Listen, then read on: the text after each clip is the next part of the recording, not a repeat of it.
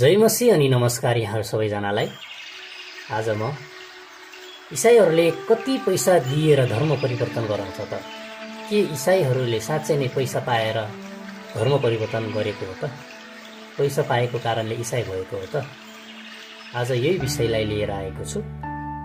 भिडियोलाई अन्तिमसम्म हेर्नुहोला र आफ्नो प्रतिक्रिया दिनु।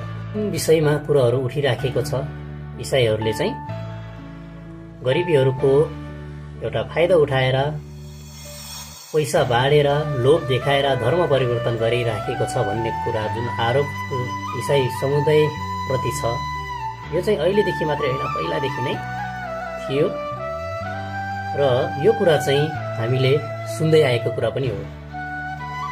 र जुन कुरा हामीले सुन्दै आएको कुरा हो, यो चाहिँ एकदमै गलत कुरा हो।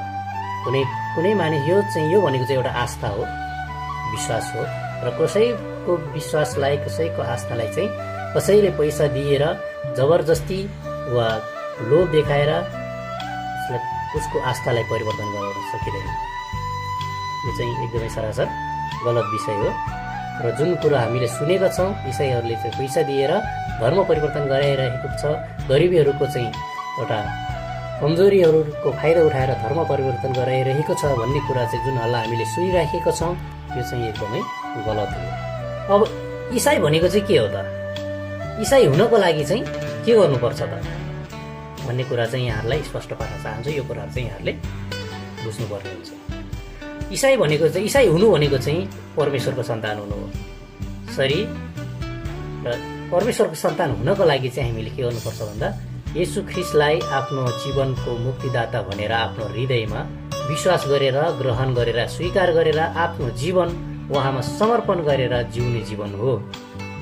र यो इसाई भनेको चाहिँ, इसाई जीवन भनेको चाहिँ, इसाई हुनु भनेको परमेश्वरको सन्तान हुनु हो।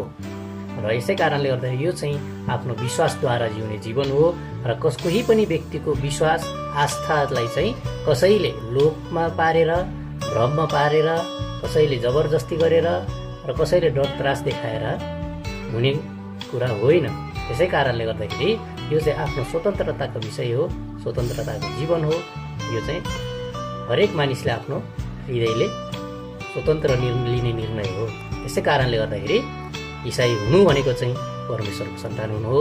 कुनै पनि लोभ लालचमा परेर पैसाको लागि धर्म परिवर्तन गर्नु होइन। त्यसै कारणले गर्दाखेरि आज जुन कुराहरू हामीले सुनिराखेका छौँ, यो कुराहरू चाहिँ एउटा आरोप मात्रै हो, यो कुराहरू सत्य होइन। र म आफै पनि इसाई भएको 14-15 वर्ष भयो र मैले पनि इसाई बन्नको लागि कसैबाट 1 रुपियाँ पैसा लिएको छैन र इसाई बन्नको लागि कसैलाई 1 रुपियाँ पैसाको लोभ देखाएको पनि छैन। र म कुनै पनि पैसाको लागि इसाई भएको पनि होइन। र मैले चाहिँ एउटा के त येशू ख्रीष्टलाई चाहिँ राम्रोसँग चिनेर, बुझेर, आफ्नो व्यक्तिगत रूपमा उहाँलाई स्वीकार गरेर र आफ्नो जीवनमा समर्पण गरेर जिएको। त्यसै कारणले गर्दा कुनै पनि इसाईहरूले पैसाको लोभमा इसाई भएको होइन। किनभने उनीहरूले चाहिँ सत्यलाई जानेर, बुझेर, थाहा गरेर, स्वीकार गरेर अनि आफ्नो विश्वास चाहिँ, आस्था चाहिँ येशूमा गरेर परमेश्वरको सन्तान भएर बाँचेको हो। त्यसै कारणले गर्दाखेरि यो जुन कुराहरू हामीले सुनेको कुराहरू, यो चाहिँ एकदमै भ्रम हो, यो चाहिँ एउटा आरोप हो। र कुनै पनि इसाईहरूले कसैलाई पैसा दिएर इसाई बनाउन पनि चाहँदैन र कसैलाई बनाउँदैन पनि। र कोही पनि इसाईहरू पैसाको लागि इसाई बनेका पनि होइनन्।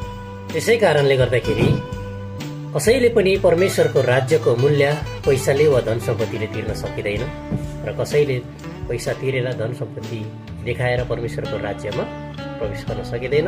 परमेश्वरको राज्यमा प्रवेश गर्नको लागि चाहिँ तपाईँ परमेश्वरको सन्तान हुनुपर्छ। र परमेश्वरको सन्तान हुनको लागि चाहिँ तपाईँले येशू ख्रीष्टलाई विश्वास गर्नुपर्छ र उहाँमा तपाईँले आफ्नो जीवन समर्पण गर्नुपर्छ। सुनिरहेका ती हल्लाहरू सबै आरोप हुन्। तपाईँहरू कोही पनि भ्रममा नपर्नु होला।